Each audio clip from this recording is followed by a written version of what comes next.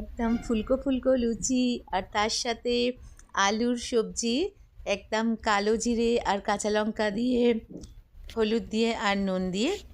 আর এটা হচ্ছে পনিরের তরকারি, কিন্তু পনিরের সবজিটা দুধ থেকে তৈরি করেছি। তো পনিরের এটা একটা খুব সুন্দর রেসিপি, আপনারা একবার নিশ্চয়ই টেস্ট করে দেখতে পারেন।